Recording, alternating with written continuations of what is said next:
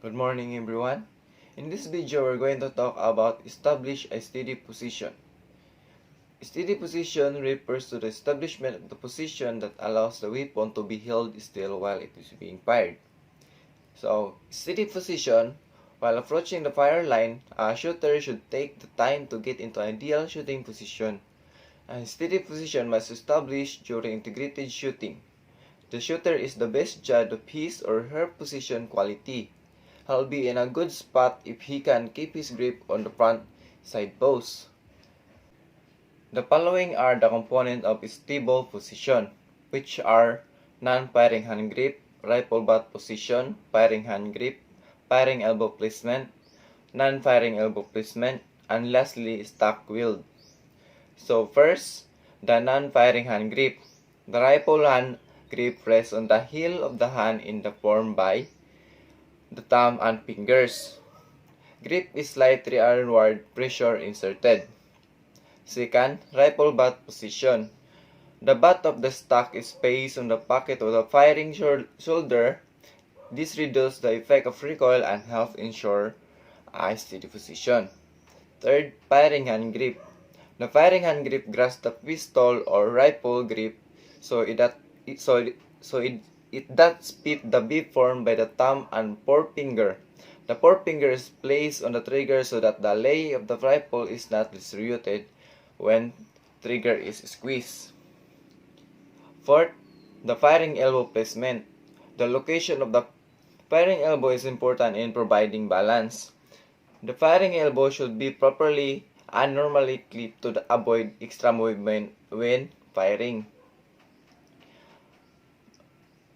Non-firing elbow placement. Position firmly under the rifle so elbow for comfortable position. And lastly, stock wield. It should provide for a natural line of sight through the center of rear sight aperture to the front sight post and to the target. Fire sneak should be relaxed, cheek fall into the stock. So the non-firing hand grip, it is positioned on the heel of the hand in the V created by the thumb and first two fingers of the handguard for rifle. The non-firing hand has a gentle hold on the gun. And rifle butt position, the rifle butt is tucked inside the firing shoulder's pocket. While recoil is minimized, a steady stance is maintained. Firing hand grip. The firing hand grips the pistol grips in such a way that the thumb and forefingers make a V. When a trigger is squeezed, the fingers is put on the trigger to prevent the rifle's lay from disturbed. The remaining three fingers apply a small rearward pressure to ensure that the butt of the stock remains in the pocket of the shoulder, reducing recoil. Firing elbow placement. The firing elbow is crucial for maintaining balance. Its precise location is determined on the firing position employed. Shoulders should be able to remain level as a result of their placement. Non-firing elbow placement. The non-firing elbow is firmly positioned beneath the rifle to provide a comfortable and sturdy grip. His non-firing elbow should be free of support when the shooter engages a wide sector of fire, moving target and target at varied heights. And lastly, the stock wield. The stock wield should allow a natural line of sight from the center of the rear sight aperture to the front sight post and then to the target. The shooter neck should be relaxed and his cheek should be naturally fall onto the stock. So that's all for the establish a steady position. And now, proper placement of aiming point. Proper placement of aiming point refers to the precise alignment of the rifle or handgun sight with the target. The aiming point, which are commonly used as the 6 o'clock hold, the 12 o'clock hold, and center hold. There is a proper aiming when correct slight alignments.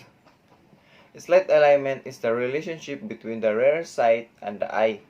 The front is centered in the rear sight notch and the tuft of the blade is even the tuft of the rear sight. Sight picture is also the relationship between the rear sight and the front sight of the target with respect to the eye.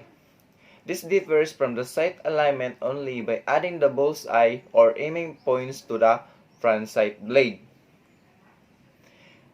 Having mastered the task of holding the rifle steady, the shooter must align the rifle with the target in exactly the same way for each firing.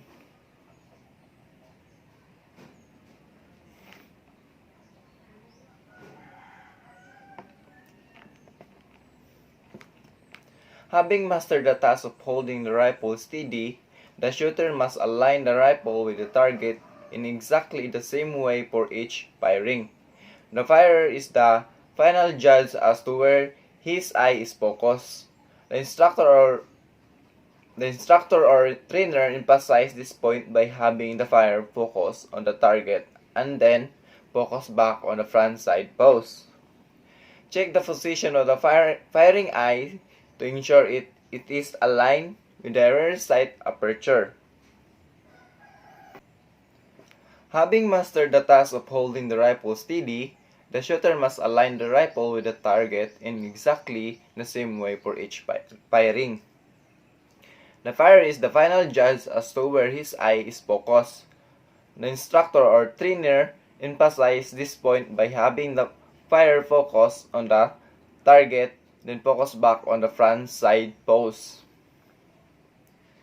Check the position of firing eye to ensure it is aligned with the rear sight aperture. Rifle sight alignment. A rifle sight alignment is an alignment of the rifle with the target is critical. It involves placing the tip of the front side post in the center of the rear sight aperture. A proper firing position places the eyes directly in the line with the center of the rear sight aperture. When the eye is focused on the front side post, the natural ability of the eye to the center object in a circle and to seek the point of greatest light aid providing correct sight alignment. For the average firing at targets, the natural ability of the eye can accurately align the sights. Therefore, the firer can place the tip of the front side post on the aiming point, but the eye must be focused on the tip of the front side post. Breath control. Breath control is another critical element in marksmanship. If the shooter breathes while trying to aim, the rise and fall of his chest causes the rifle to move vertically and disrupt his sight alignment. To eliminate this motion, it is necessary for the shooter to briefly stop breathing while firing a shot. As a shooter, you take normal breaths then exhale until you reach the natural respiratory pose. The natural respiratory pose lasts only seconds during regular breathing, but for certain shooters it might last for up to 15 seconds. The shooter should pose for as long as they feel comfortable. It all relies on the shooter's health and lungs capacity. A lack of oxygen can degrade vision and impel the shooter's ability to focus on the sights. The diaphragm will shift involuntarily, interfering with the shooter's ability to focus. Trigger control is the independent action of the forefinger on the trigger falling it straight to the trigger falling it straight to the rear with uniformly increased pressure until the weapon is fired. Guidelines for proper trigger control. The trigger finger location is where it falls naturally on the trigger. The slack of free play in the trigger is taken up first. Apply pressure with the trigger finger only. Trigger finger must be in arch position to avoid contact with the side of the gun. So, trigger control is very important in producing an accurate shot.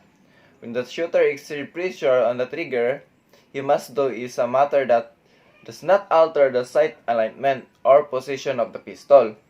Consequently, the shooter must be able to exert smooth, even pressure to the trigger. Furthermore, the trigger must be pressed in conjunction with maximum concentration. peak vision, perception, the sight alignment, and minimum arc of movement. In order to produce an accurate shot, the shooter must carry out many diverse but related actions. Fulfilling this action is compounded by the fact that the pistol is in some degree of motion throughout the period of sighting and aiming. Errors in trigger control. Flinching. The muscular tension or reaction in participation of the recoil. It includes the movement of the head, closing the eyes, moving the shoulder to the rear, or the recombination. Jerking. An attempt to make pistol fire at a certain instances by rapidly applying pressure on the trigger. Follow through. The continue and a physical application of the fundamentals after each round has been fired. The shooter must not shift position, move his head, or bring down the pistol for a few seconds. Calling the shots. The prediction of the shot where the hits are on the target. So, flinching. Flinching is more of a physical response to a shot being fired where the shooter perceives the bang to be unpleasant and possibly dangerous. Flinching is stimulated by the loud noise and movement of the dangerous weapon near the face and head. We know that firing a gun will make a loud noise and there will be recoil. So it's also a mental issue because we are thinking about anticipating the recoil and loud noise.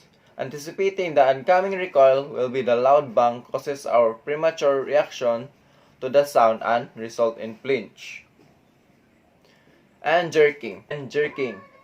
Jerking is the trigger at the last seconds in a mental physical issue, but primarily a mental one. Shooters must understand the necessity for mentally focusing on their trigger press and train the jerk or slapping motion out of their mechanics. If shooters are constantly shooting to the lower left, they are probably quickly yanking the trigger back and perhaps not even realizing it. And a jerks come from the attempt to fire the shot quickly at a specific point in time that coincides with the gun becomes immediately positioned on the target. Then, follow through. Follow through fundamentally, only the trigger finger should move when pressing the trigger. That movement should be straight back rather than sideways or up or down. The trigger finger should be isolated with the other fingers of your shooting hand, and your index trigger finger should be the only finger that moves. Shooters must recognize that when you grab or press something with one hand and fingers, especially while under stress, your opposite hand and fingers may want to unintentionally mirror that movement with sympathetic response. And now, firing position. Firing position should be properly selected in order to establish a great alignment on target. There are 4 standard rifle firing positions which are prone, standing, sitting, and kneeling. The first one is standing position. Standing position is used during assault to engage surprise to the target and when no other position can be used. In an actual marksmanship firing, this position involves fundamental position, the legs is normal face, body slightly forwarded, hand forward with a handgun. So standing with either arm supported, this is the most difficult position for firing an accurate shot. Rather than trying to hold the barrel steady, which is impossible, trying to keep movement of the barrel to as small area as possible. Smoothly natural motion will produce the best shot. Kneeling position. The knees knee in a normal pace depending on the comfortability of the fire. With only one arm braced, the kneeling position is less steady than the prone and sitting position. So sitting is suitable for ground that slope gently upward and when there are obstacles that hinder good target. This includes cross legs position. In the sitting position, both arms are supported. The same care should be taken to avoid elbow to kneecap contact. You can sit with your legs apart or cross. You can also wrap your arm around your knee and rest the forestock on the muscles of your bent arm. Prone position. Prone position provides the most stable platform for engaging targets and present a low exotic and easily adapted with the use of cover and support. So the prone position is the steadiest of the four positions because it's the easiest to hold. It's the best position for mastering the fundamentals of firing, aiming, breath control, trigger, squeeze, and follow throw.